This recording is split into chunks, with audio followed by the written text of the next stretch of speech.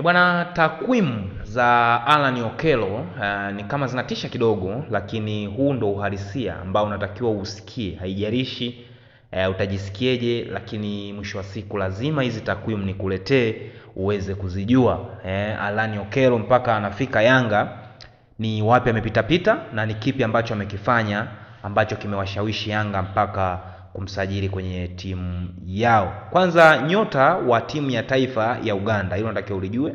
Huyu ni nyota wa timu ya taifa ya Uganda, anaitwa Alan Okello. Yupo kwenye form bora zaidi ya maisha yake ya soka. Huyu bwana amehusika moja kwa moja katika mabao 10 kwenye mechi zake 10 za mwisho akiwa na Uganda The Cranes, wakati katika michezo yake 20 ya awali alikuwa na GA4. Sasa nianze kukudadavulia hapa mechi zake 10 za mwisho akiwa na timu ya taifa ya Uganda. Amecheza mechi 10 au michezo 10, amefunga goli 6 lakini na asisti 4, kwa maana ya goal contribution ni 10. So just imagine. Kwanza alikuwa mfungaji bora katika ligi ya Uganda msimu uliopita wa 24-25 baada ya kufunga mabao 19. Ni mara ya kwanza katika karia yake kufikisha double figures ya mabao, yani mabao 10 plus katika kampeni moja ya ligi.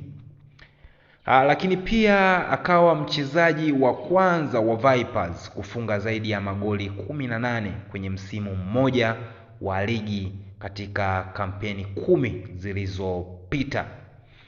Takwimu zake ngazi ya klabu na timu ya taifa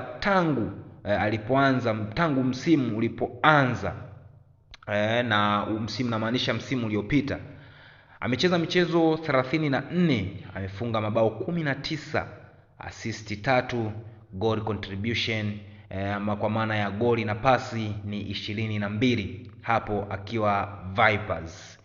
Lakini michezo 11, mabao 6, assist 4, goal contribution ni 10 ambapo alipokuwa na Uganda The Cranes. Kwa hiyo jumla michezo 45, mabao 25, assist 7, goli contribution ni 32. Just imagine man. Huyu si mchezaji wa kawaida. Huyu ni mchezaji mzuri kwa sababu takwimu zake zinaonekana zinapanda. Takwimu zake zinapanda, si kwamba zinashuka chini. Lakini ukiangalia takwimu za Alan Okello zinakupa tafsiri kuwa ni mchezaji wa daraja la juu sana, ambaye anaweza kuanza katika vikosi vyote vya timu za vilabu Afrika Mashariki.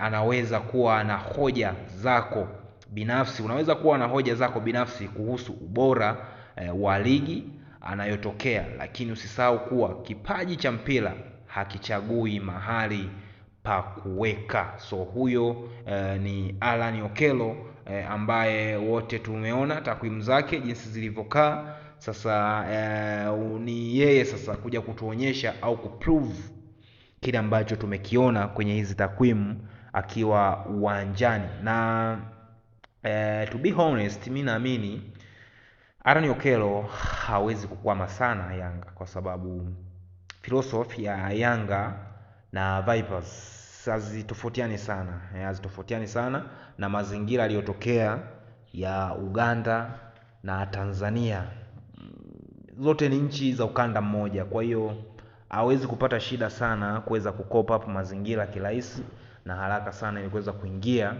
kwenye mfumo, labda kutokee na vitu vingine ambavyo sisi vitakuwa maybe labda nje ya mpira. Lakini kama ni mpira, basi mimi naamini Alan Okello anaweza akafanya vizuri kutokana na kipaji chake. Lakini pia takwimu nilizokuletea hapa zinaonyesha wazi kwamba huyu si mchezaji wa kawaida. Daraja lake lipo juu sana.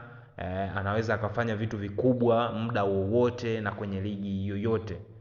Lakini kinachomsaidia zaidi Alan Okello ni jinsi ambavyo ana behave, yani ile tabia yake. Ni mtu ambaye anaheshimu ratiba zake, lakini ni mtu ambaye ni humble sana. So ni kitu ambacho kinaweza kikawasaidia.